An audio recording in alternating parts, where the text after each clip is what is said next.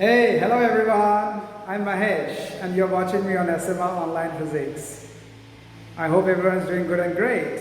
Today here I am to present you the third lecture on the topic of vectors. Alright? I hope if you're not new to this channel, you have already watched my previous two videos on the basics of vectors. If you're new to this channel, do not forget to like, share and subscribe my channel. All your wish. But do continue to watch through this series if you really want to strengthen your vectors, which is the very important part of learning physics at the best possible way, right? So today in this class I'm going to discuss about how to add vectors. How to add vectors, okay? This is it has been kept on repeatedly saying that it is not like ordinary algebra. What is this parallelogram law of vector addition? What is triangle law of vector addition? And what kind of properties vector additions actually follow? We are going to clear up everything beautifully, alright? So today's topic of discussion will be adding vectors geometrically. Adding vectors geometrically. How to really add up vectors. Make it sure your basic requirement is ready to follow this class in the best possible way. Alright? You should definitely know how to really represent a vector and how its magnitude and everything else is represented. If you're not sure, please go back to my two videos and get your basics right. And if your basics are right, please follow this class. Come on. So we are talking about adding vectors geometrically. Let us start with a small good example. Suppose you are starting your journey from position A, right? And you are going somewhere to position B. The destination is B. Great. But actual pathway you are following is something like this. The actual pathway of your journey is something like this. So then what exactly happens? That is called as the path length, right? Then what is the displacement of this body? What is the displacement? For displacement, you just connect your initial to the final position. This is your displacement vector of your journey. So let us call it as vector A. Great. That's your vector A. Now from position B, you are going to somewhere else, maybe like position C for example. And maybe the path is actually not as straight as we would imagine. And finally you reach your destination C. So what is the displacement of the particle or the body going from B to C? You put your initial point at B and put the terminal point at C. So this gives you another displacement vector. Let us term it as vector B. Great. So what's your overall displacement, my dear? The overall displacement of this entire journey, you started from A and you ended up at B.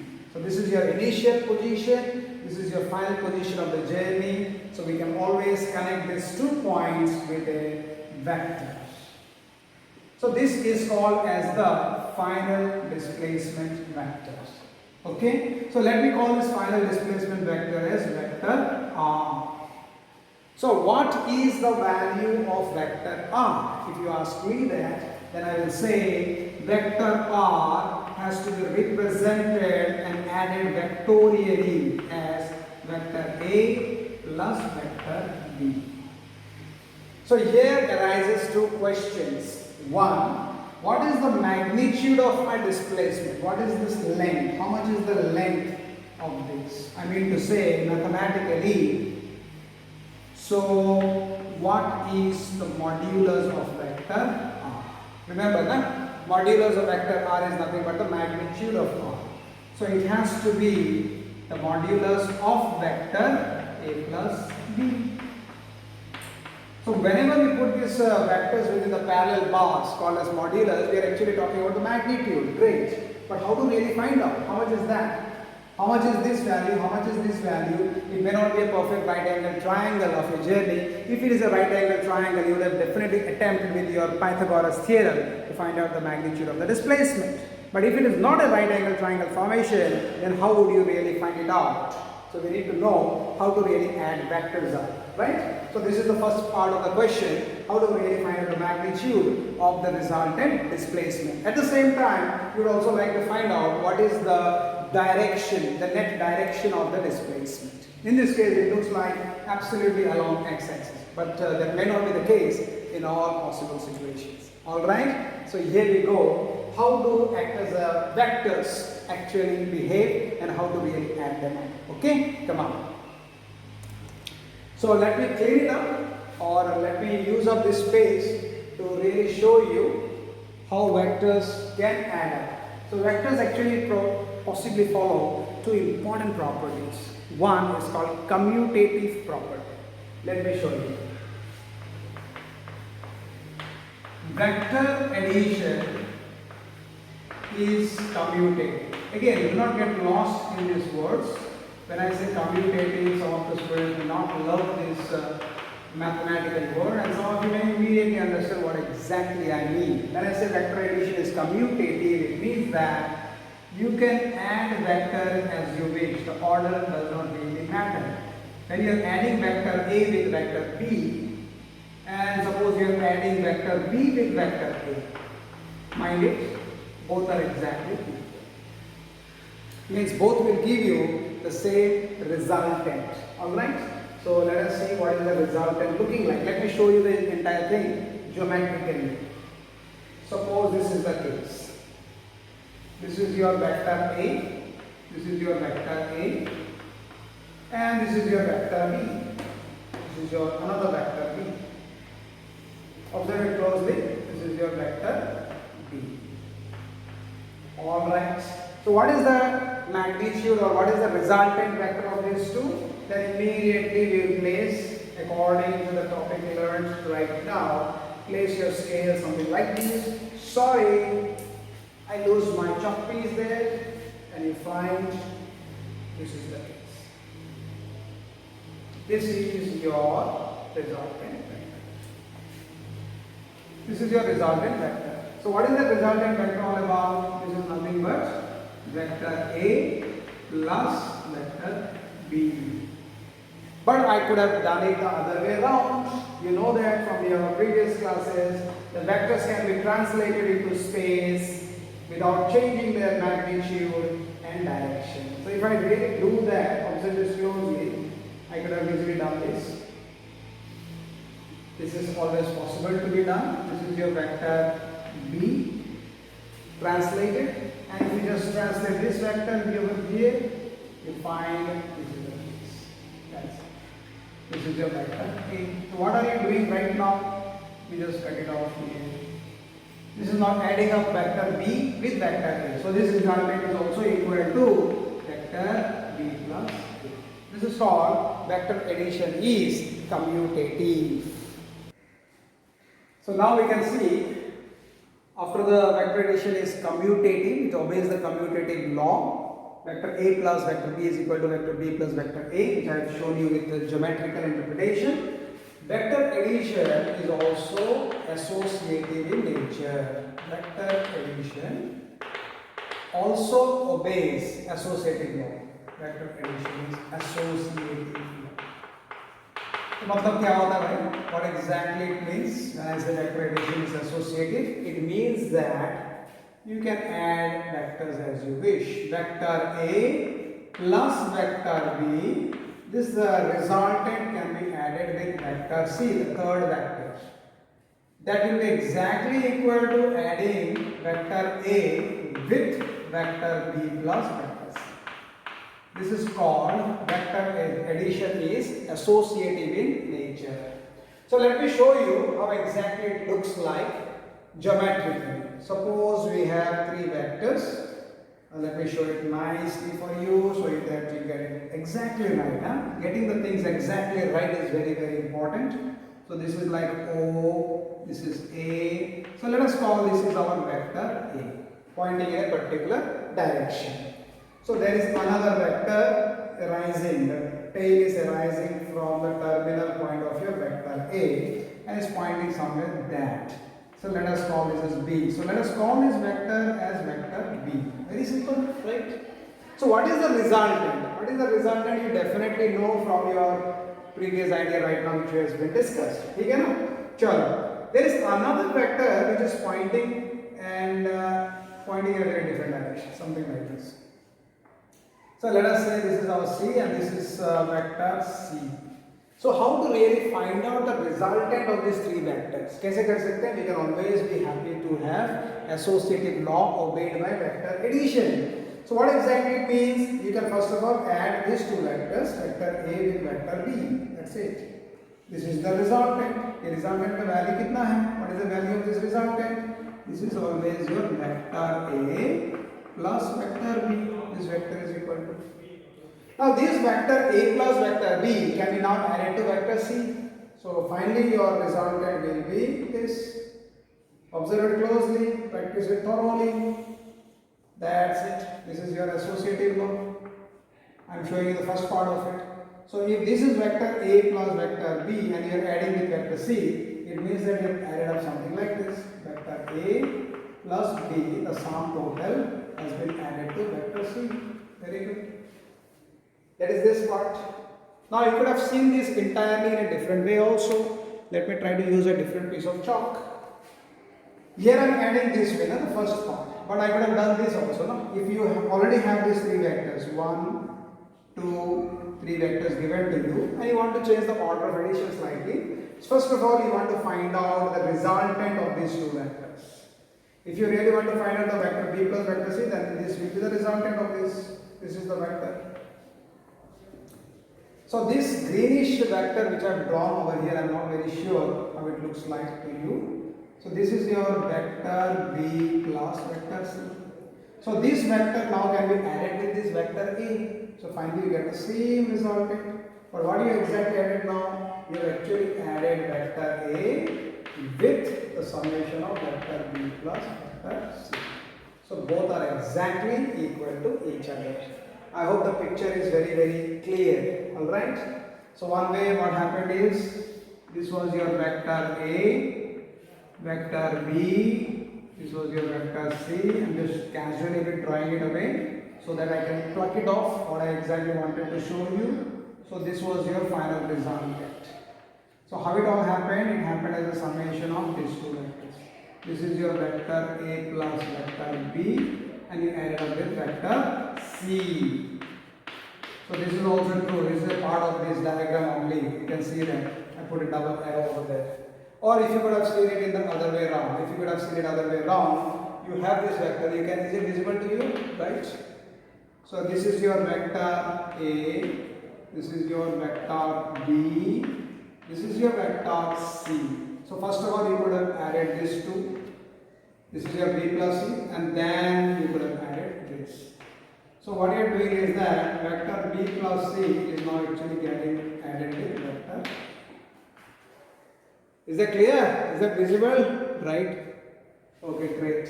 So ultimately once you have understood, everything is so happy about it. Okay? So vector addition obeys both associative as well as commutative law. Okay? Please check it out. Right? So now once you have understood that how vector addition actually works out, now it's time to learn a very important law that is called triangle law of vector addition or the other law, parallelogram law of vector addition. Okay, कहाँ पे कैसे use करते हैं? Because both are going to give you the same kind of a result. All right, and how to really find out the direction of the resultant also. Please ध्यान दें, ठीक है ना?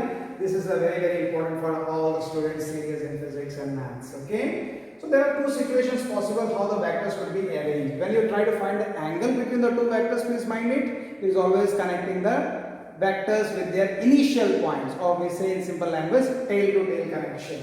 So we can have two possible situations. Observe closely. Suppose this is one vector pointing in this way, right? You went from place A to place B. So let us call it as vector A.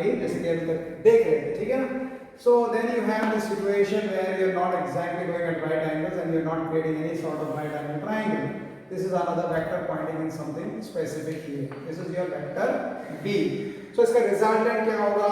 This is your resultant. Absolutely yes.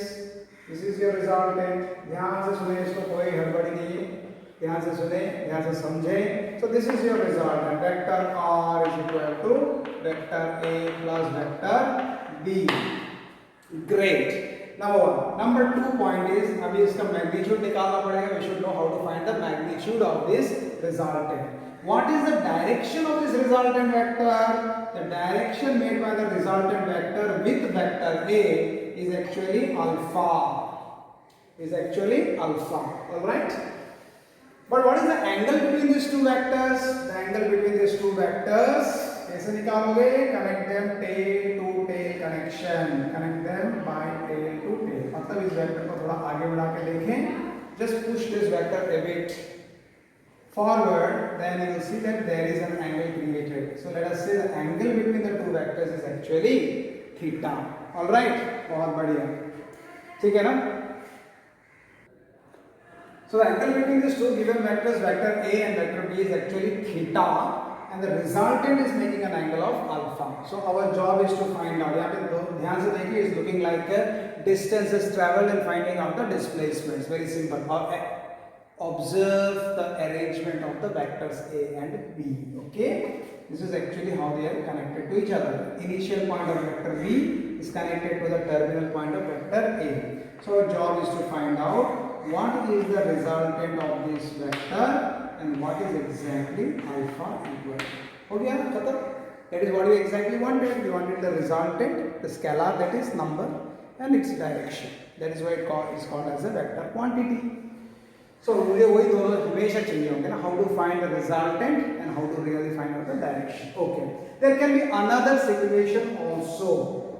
This another situation can be beautifully understood and visualized better when you visualize these two vectors as like forces. Let us say this is a force vector 1 and this is a particle at O. ये एक particle है, एक body है O पे. So someone is pushing this body towards that direction, towards positive x-axis with a force of vector F1, and there is someone else at the same time simultaneously exerting force on the same particle O in a different direction with some magnitude called vector F2. ध्यान से देखें, please observe it very carefully. Vector F1, the magnitude, and vector F2, the magnitude may not be exactly the same. Even the directions of the forces is also not same. So if you can visualize this entire situation properly, my dear, you will find that this body has been subjected to minimum forces over here. What would be the result? ये किधर जाएगी? मतलब body will go, तो जाए क्या मतलब? Where exactly it should go? To find it out, we will construct a parallelogram using these two vectors. How to do that? Just displace this F1 here without changing its magnitude and direction. बना ले आराम से. So this is your F1.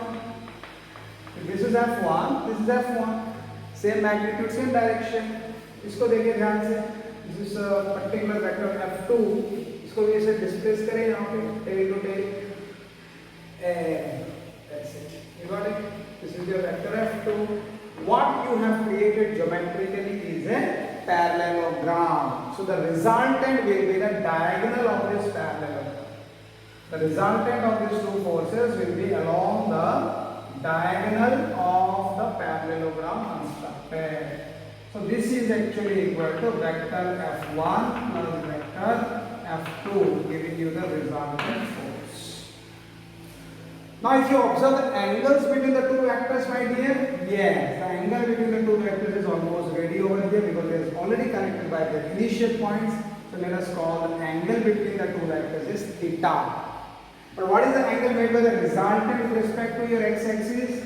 This is the angle made by the resultant, let us call it as alpha. Same idea. Here also you want to find out what is the magnitude of the resultant and which direction is the resultant pointing in. So we want both same. But the situations are slightly different. Okay, please note it down carefully. Come on. So I'm very sure you got the idea very clear how to deal with the vectors. Okay, now let us quickly see how to really find the resultant. So let me discuss with you the parallelogram law of vector addition. In both the cases, you understood the techniques what I showed you right now. The resultant magnitude will be same, and how to find the resultant angle is also exactly the same. Means you are going to get the same formula. So let me show you how to deal with the parallelogram law first of all. So that was in relation with my forces, no? You remember it. Let me draw a nice diagram here, very big and clear diagram.